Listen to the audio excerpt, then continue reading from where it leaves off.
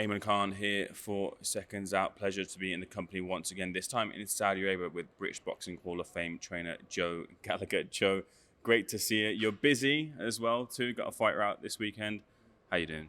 Yeah, I'm okay, thanks. Yeah, no, like I say, we had a really busy patch from November till March. Obviously, Natasha lost, and then we've had a little bit of a breather and ready to go now for another busy 5-6 weeks. So, yeah, we've got Mohammed Alakel on the undercard of Canelo this weekend. Got all these fights. I've been on BTBF, Bivol, Fury, Usyk, BTBF, Bivol again, the crescendo, and now it is on the Canelo undercard. And then next week we've got Joe Cooper, Ewan Malone, and Clark and Mike, and then just waiting for a few dates on like Jack Massey, Lawrence Okolie. So, yeah, busy time again. You were telling me that when you were training at the Mike Tyson gym here in Saudi, that Canelo popped in and he was doing some training sessions, and your fighters got the chance to watch and learn a bit and talk with Canelo. What did they take from that experience? Yeah, no, it was a brilliant experience. Obviously, the lads were training, and then Canelo walked in with his team, and they were about to start doing a bit of work. But he come over, and the amount of them were all looking at Clark, and I said to him, "Listen, I've had 2 attempts of trying to beat you, so I've decided to try and develop a UK Canelo." And it was good fun and jokes with it, do you know what I mean? But him having pictures out of Clark and Mohammed and Mikey, and then we left him do the training. They were making a few comments on Clark and Mikey, and Jamie Munguia was in there as well. So it was really good for the young lads to watch Canelo at the end doing his floor to ceiling ball and stuff like that, and it just showed the levels of. One of them said that there's a huge aura about him, which there is, but it was his attention to detail and his work ethic, and I said, this is what it's all about. That's world champion there, and this is it. And to see someone absolutely in the flesh doing it proper in camp, it was great, and hopefully it sticks with the lads there. With Mo Alakel out this weekend, you've been putting in the groundwork, putting in the building blocks for him to build himself up as a fully fed professional fighter. What are you looking for him this time round from all the guidance that you've given him so far? Yeah, I think Mo in total, he's only had 10 fights, 7 amateur and 3 professional. He's fighting a decent kid called Morales. He's like 1-6, lost 11, but drawn 5. And I just think, well, if you're on the road and you're drawing 5, you've won. So you've won 11, lost 11, and he's 19. He's from Mexico, causes lots of problems, and it's a good test for Mo. He's got a lot more experience than Mo in the ring, but every time he fights, there's huge pressure on Mo. Like Turkey Al-Sheikh putting posts out this morning about being a future Saudi star, and he's got the whole country on his shoulders all the time, Mo. Do you know what I mean? But have you seen up to now? He's got ice like running through his veins. He never gets nervous, and he just enjoys it and takes it all on board. And obviously having himself a Barrett and Ewan Malone join the gym now, he's had really good sparring in the gymnasium himself and Ewan for this fight, so they'll bring him on massively as well.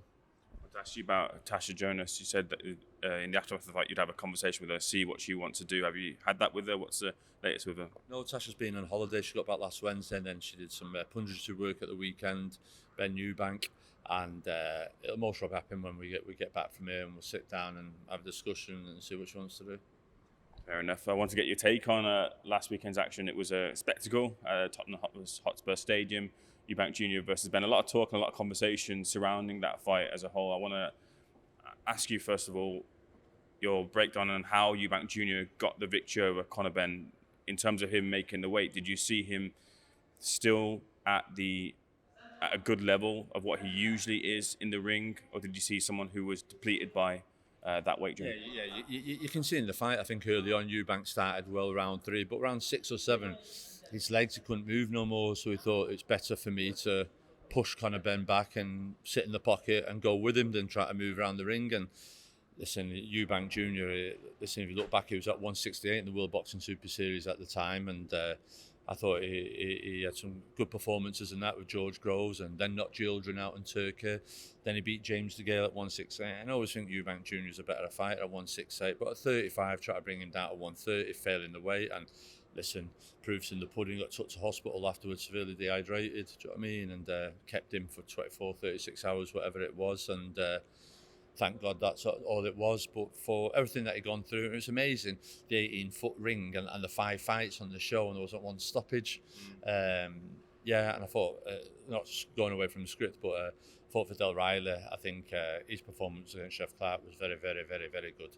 And I feel sorry for him because that was a great performance by him, and obviously it's overshadowed by Chris Eubank's performance. I had it on the night. I was doing on socials, 116, 112, and then I've seen someone's put like Usyk thought he won and all that, and I just thought, as I said, he never watched it properly, but from what he looked like, it wasn't. But you could see Chris Eubank Jr. I'm glad he won. I think boxing was the winner, and I'm really glad boxing was the winner. And there's lots of things that went on in fight week, the build-up, whatever it was, whether it be clauses, missing weight, size of the ring, horsehair gloves, all that type of stuff, and for him to still come through it and win, and then obviously to have his father turn up. I think there wasn't one person that didn't have goosebumps or started cheering, seeing that he was there to be there. It was brilliant.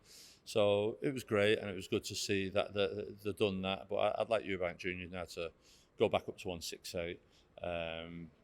I wouldn't say it's the strongest division at the moment. There's some decent fighters there, but it isn't stacked like it used to be. Obviously, with Benavidez moving up now, and Belanga getting beat, and there's Kevin Lerone, I think it's like 5, the European champion, and there's Christian Bella. They're like 3 and 4. So I think Chris Eubank Jr. might have a good chance then. But I think for him to go back up 168, his punch resistance will better be hydrated, and he'll be a better fighter. He just can't keep bringing his weight down, and he got away with it this time. And I think Conor Benn, whether he goes down to 154, which he was for his 2 fights before that, or 147, he drops down there. He can fight, like you say, Josh Kelly. I mentioned Kellerbrook, but that's only after seeing Kellerbrook at a few shows. You think, oh, something's going on here. But Conor Benn, Kellerbrook, obviously Josh Kelly, or Harlem Eubank. And then there's also Josh Taylor as well. So there's some good fights for Conor Benn there. And there's talk about him barriers, but he'll have to come back with a win, and a notable win. I don't think he can fight for a world title coming off a loss, so he'll have to come back with that. And it'll be interesting to see what weight he does, 147, 154. But I was pleased Eubank Jr. Won the other night. It was a great event, great atmosphere, and boxing won that night.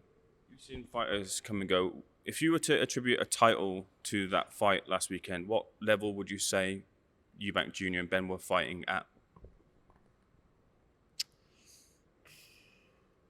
Well, it's hard really, because Conor's never fought for any belt, either be Southern area, English, British, European. No one really knows his level.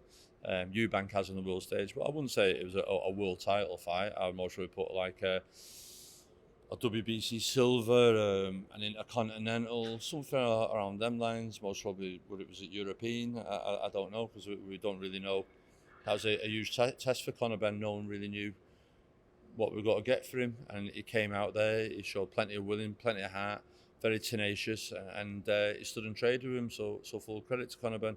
But for title wise, we don't know. I think most probably it'd be good if Conor most probably came back and won a British or won a European, and then that would put him in a good position. Do you understand? Whoever the European champions are. Do you know what I mean? At least we have a gauge then of the level where he is. He's sort of like coming at the sport. Obviously beat Chris Algieri and others, but we don't know, because he's not fought in a British fight or a European fight. Joe, to know where the levels are. And like I say, he quit himself very well the other night, but the bigger man won on the night, and I think Conor Benn going down. Like I said to you, Josh Kelly's a good fight for him. Harlem Eubank was a good fight for him.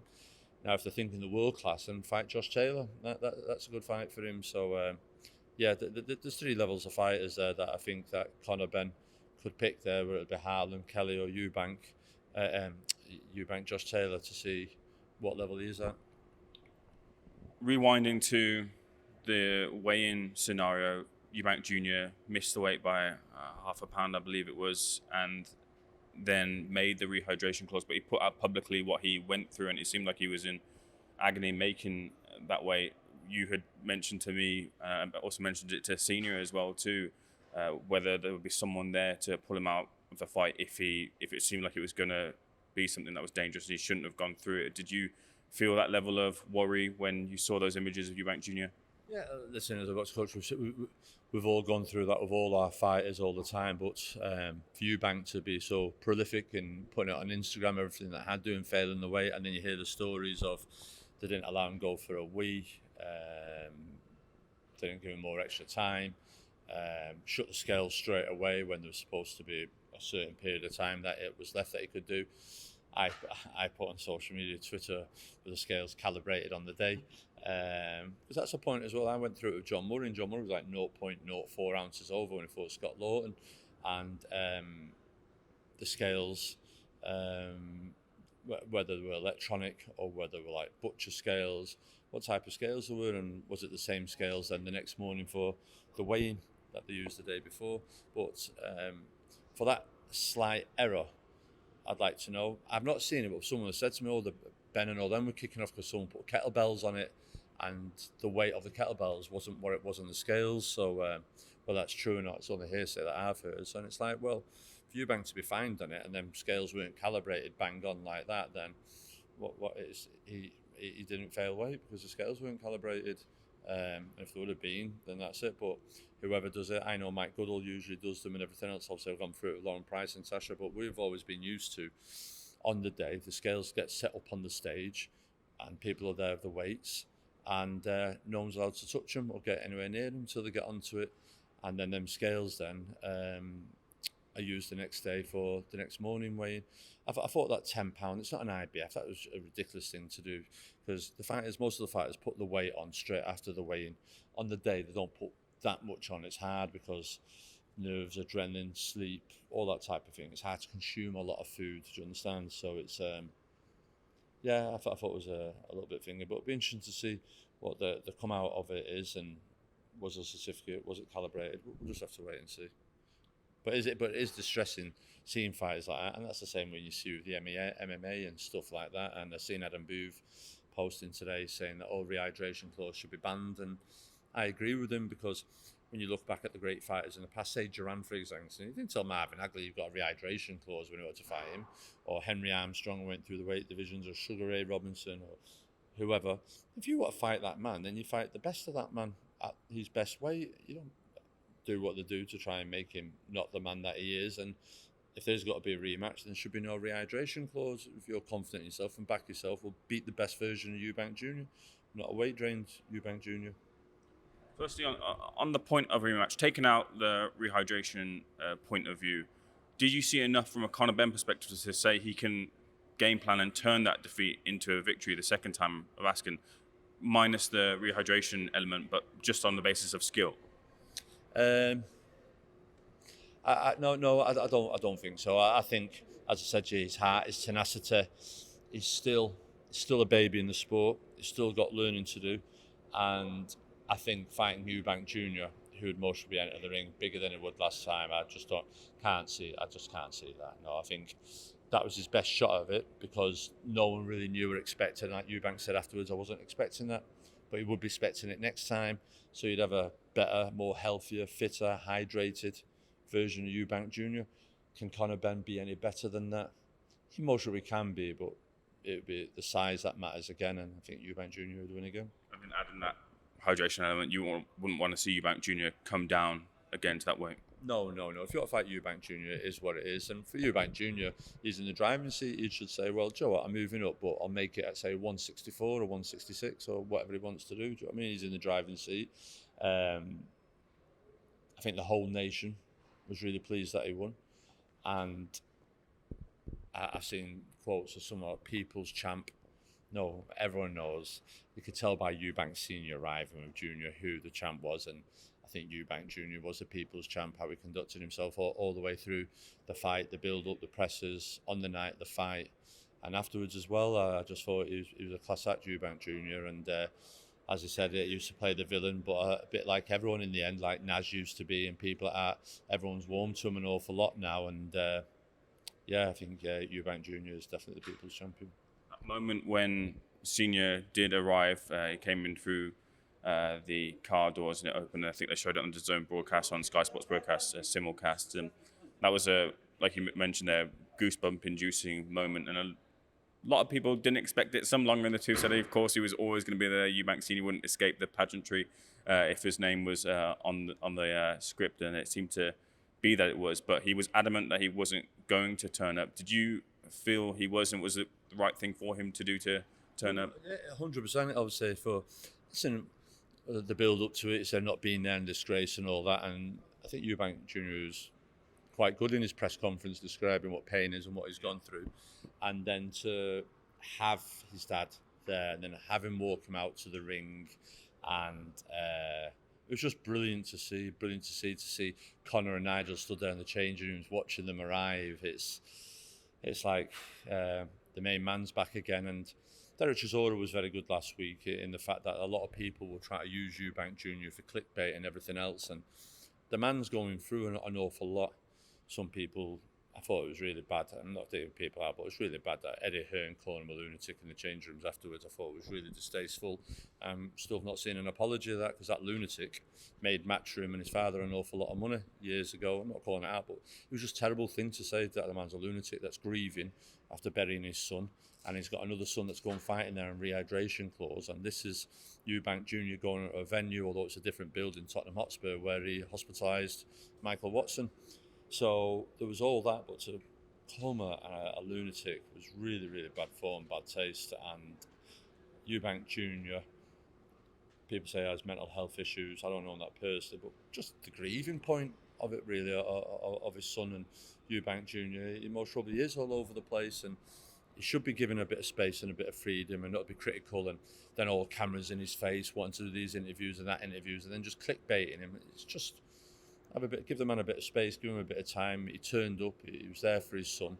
And then when you see Eubank Jr. putting pictures out and videos of his nephew saying thank you, congratulations, do you know what I mean? It was really touching. And the interview by Eubank saying kids didn't really interested in me, but the way that his nephew does it means the world for him, and I think they came across really good. But that lunatic statement, it's a shocker. I was very much a little bit confused as to, in response to the interview I did with Eubank Sr, the promoters had come out and said that he was mentally unwell and he shouldn't have.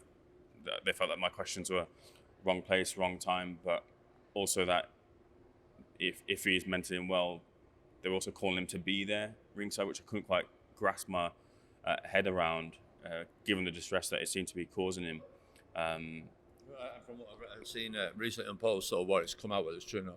But His Excellency Turk Al Sheikh was the man behind him, getting him there on the night. So so whether Turk helped him or just the fact that he turned up and he was there for him and his ring walk with him and dancing in the ring, if that's what makes him happy, and mentally and his son winning and enjoying the moment and him having flashbacks for his career, that's all good for him mentally wise, all good for him. Obviously there was a stress before it and afterwards, but give them the props, give him the credit, and give Eubank Jr. his flowers for that performance of the night. It was said, I believe, by the WBC that the winner would be in line to take on Canelo Alvarez, who fights this weekend against William Scull. That winner is Eubank Jr. If he moves it to 168, do you feel he has the possibility to come through with a victory over Canelo? That's a big shout along call. Canelo Alvarez is top of his game for so many years, so many experience. But I do think Eubank Jr. is better at 168.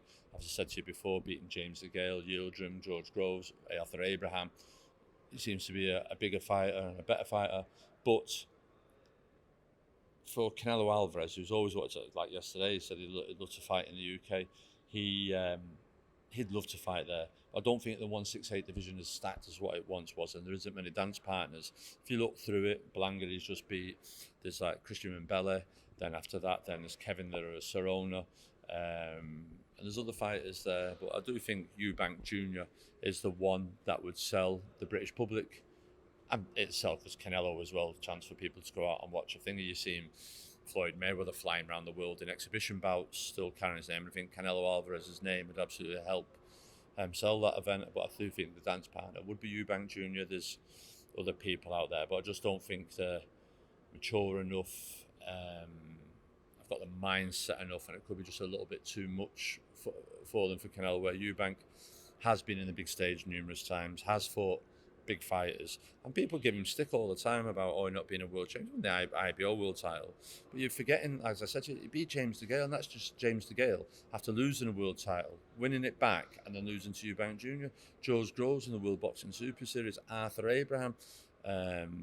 He's fought some good fighters at a big weight, and he's held himself well. Would he win? Well, I've seen other fights put together where we've all thought the opposition corner haven't got a chance, but everyone went ahead with it. But it is what it is, and how can you call that when you see the viewing figures that, say, Jake Paul does against Mike Tyson, or the Misfit shows and everything else? I'm sure there'd be a demand for it, and tickets would sell out. While, and I think, why doesn't Eubank Jr. not deserve a big payday? I'm not saying he didn't get a big payday there, but do you understand, against Canelo? So, yeah, we'll see. Almost forgot. Joe Saunders tried to, I guess, some last-minute mind games, but was stopped at the door from entering to overlook Eubank Jr.'s hand wraps. So there was already a member of Conor Benn's team overseeing those hand wraps being wrapped for Eubank Jr. But what did you think about Joe Saunders trying to get into the mix there? Well, as far as I'm always told by the promoters and the British Boxing Board of Control, only licence holders are allowed backstage and in the changing room. So I don't know if Billy Joe's still got his British Boxing Board of licence or it's renewed or whatever else, but if it isn't, then he had no place being there. But I can understand the plan and the tactics and trying to get it over, but fair play to Team Eubank standing strong on that. On the undercard, your former charge, Liam Smith, he fought Aaron McKenna. It was a losing effort for Liam Smith, and I guess he now and his team consider his position within the sport. Do you feel like Liam Smith does have a future in boxing after the defeat to Aaron McKenna? Listen, that's down to Liam. Liam knows himself. He's not stupid, Liam. Do you know what I mean? He knows if it wasn't there, it wasn't there. I felt in the fight watching it, it was hard to watch. I think he was huffing and pushing and trying to get where he wanted him to be, but the shots weren't just coming off as quick as they used to be. Head was over a bit, the front foot a little bit. Then he got a bit of a cut, but it was just sheer frustration on Liam, sheer frustration. McKenna didn't get opportunities to be there to thing yet, and then Liam most should be trying to put the foot to the floor later on. Whether he could or he couldn't, I don't know. I haven't heard or spoken to him or seen any interviews from him. Maybe he couldn't, but McKenna boxer, like, good tactical fight, good game plan, but Liam just couldn't get the shots off the best way that he could do you know what I mean? And then as the rounds were slipping away, he was becoming more and more a little bit desperate, holding his composure well and looking for the shots, but yeah, whether he continues, that'll be down to him. He'll sit down with his brothers and his dad and that, and the most will decide then, but it was a hard watch that the other night. Fair play to McKenna. I thought McKenna was really good, boxed a good style, moved left, moved right, switched styles, always kept Liam turning all the time, and he announced himself on the stage of the night, as did Vidal River. We have the announcement that Oleksandr Usyk is going to be rematching Daniel Dubois. Have you seen enough from Dubois to say that he can turn that defeat into a victory the second time of asking? And he seemed to be a lot more wanting to get to Oleksandr, whether it would be himself pushing him in the face-off, in the first face-off for this fight, or his team members, I guess, looking to confront Oleksandr Usyk regarding, from their perspective, the low blow that happened in that first fight. Have you seen a change in mentality from Dubois and a change in him to say that he can beat Usyk the second time round? Yeah, I think the wins over Hrgovic and Anthony Joshua, his confidence is sky high. It's flying at the moment. I think that pushing, I seen that yesterday, I thought, I don't really need that. And you got to remember, you're on about Usyk. There's that Tyson Fury in his face, screaming at him, calling him a coward, calling him bucktooth, whatever else. Do you think he's got to be really bothered by what Daniel Dubois is trying to do at the moment? It's upsetting. And then I think it was Derek Chisholm, Don Charles' son, that was pushing him or saying, well, I'll rip your eyeballs out and all that. And I just think, where's boxing going? This isn't Misfit. You're a world champion, Daniel. And being a world champion, kids look up to you and everything else. Just be you. Don't be something that you're not. Just be you. If that is him, that is him. I don't know him as well as what Don Charles or Kyron Fowler does, but that pushing and all that, you think, well, for Usyk, that's just adding fire to Usyk's finger that already, do you know what I mean? And then people saying rip your eyeballs out, and then Usyk saying we'll do a 4v4 in the middle of London. I think more people would turn out for the 4v4 in London than the fight itself. But it's, yeah, I don't like that. I've always said to my fighters that the best fighters in the world are Usyk, your Lomachenko's, your Inouye's. They're not flipping tables and doing stuff like that. They just let the boxing skills. But we won't know about Usyk till on the night because we don't know what wear and tear the Fury fights have took out of him. And people forget he's the oldest heavyweight that's out there, older than Fury and older than Dubois. But Daniel's on real hot form at the moment. And yeah, he dropped him a body shot, but then he got, was it a jab? He got stopped with a night in the 9th or 10th round with a jab or something like that. So whatever's gone on there. So as much as it's thinking like Usyk will know, no, I can mentally break you down. So it's a good fight. Usyk now will be up for it even more with that type of carry on yesterday. And sometimes you've just got to just say nothing, just walk him around the corner, then hit him on the head. But like that yesterday, it's just like, right, Usyk's on full-on mode now. You've stirred him. You think, oh my God, why did you do that? But Daniel's got a chance. He's got a good chance. He's got confidence. He's got ability. And obviously having hurt him before with a body shot, as he says, and then knocking Anthony Joshua out and Hrgovic, he's got to go in there and let his hands go. I wouldn't write Daniel off, not whatsoever. Have you heard any whispers, because I know that your ear's on the ground, regarding Tyson Fury, who appears to be in a pre-camp, judging by his social media? He says we know what's coming. Anthony Joshua, we see images or videos of him doing training over in Africa as well. It seems like if the social media posts to go anything by, that these two are on a collision course, silently waiting for the announcement for those two to fight. But have you heard anything about what Fury's future is? I just seen today in the car Tyson saying he's giving Joshua a few months' notice to get himself ready. And I think that was, I don't want Tyson to fight again, but he sat there, he's most watched a few fights, whatever, and it's unfinished business, and the money that fight would generate, Tyson will be usually confident of winning it. Anthony Joshua and Eddie Hearn will be usually confident of winning it. AJ going into it on the back of a loss like against Daniel Dubois might not be the best thing for him. He could do with a warm-up fight of sorts.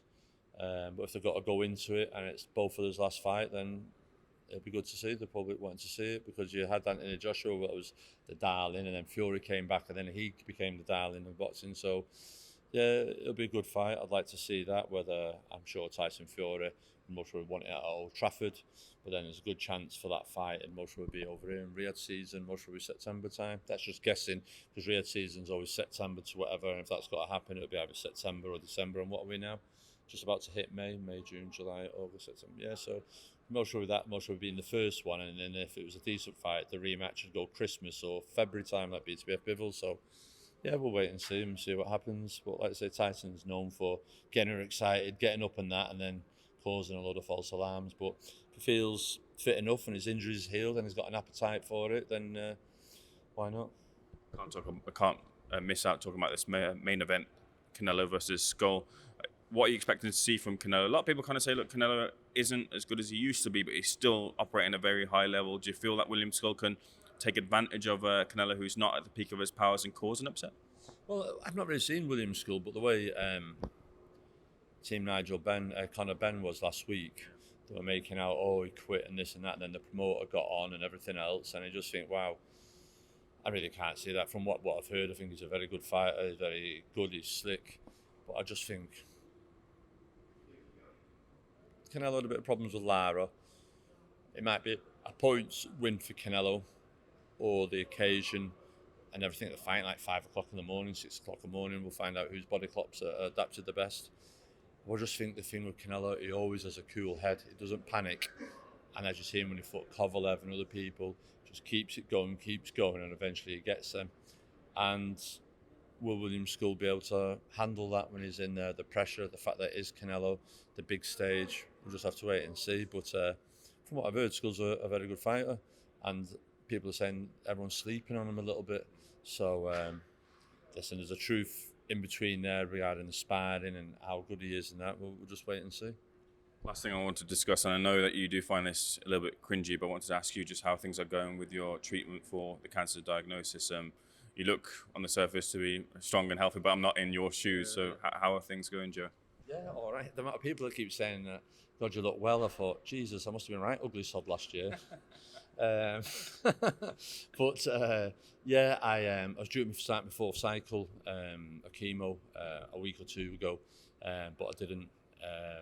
Got taken to hospital, lost too much weight very quickly, so kept me in hospital for a week, and then I was due to start chemo today, and I said to him, can't, Mo's fighting, so I'll start my 4th round of chemo next week, And the consultant says, Joe, you've got to put your treatment before your boxing. I says, I can't, because that's all I know, and then I feel it's controlling me. So I'll start my 4th round of chemo when I get back, and then after that then we'll have a few x-rays, and then decide when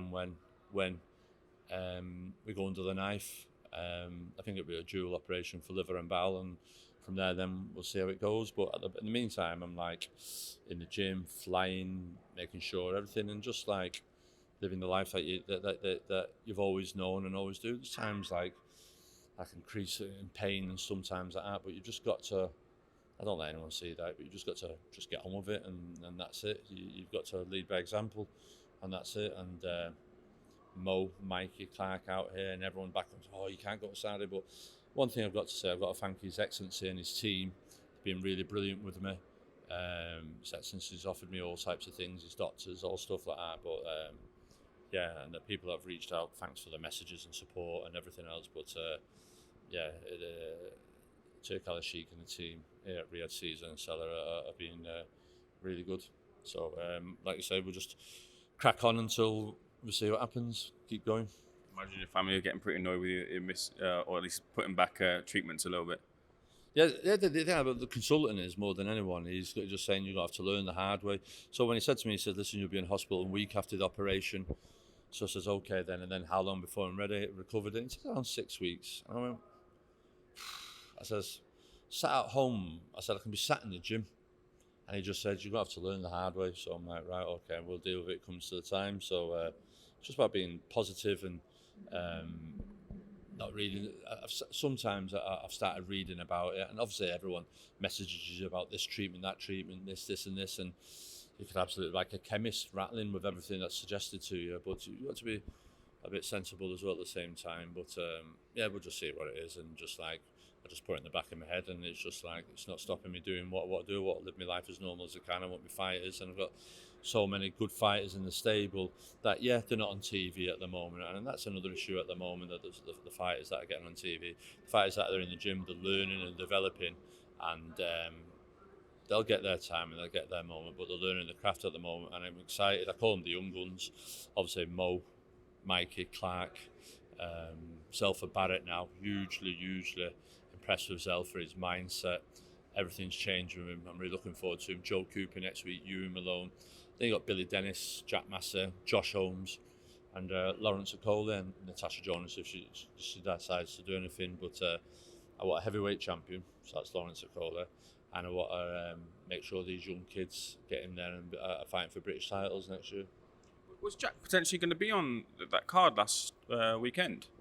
There was talk of it at one point, but it never materialised. I don't know what it was over. And I know Billy Dennis said he was asked to get ready to step in if Liam Cameron didn't step it out. Billy Dennis would have stepped in and fought Ben Whittaker. But that's all I know. Kevin Marie manages them. So, yeah, that's it. I can crack on with what we're doing at the moment with the young guns. And like I say, being around young fighters and that yesterday, I sat back in front like an old parent and just watching them all lit up and watching Canelo talking to them and Eddie Reynoso.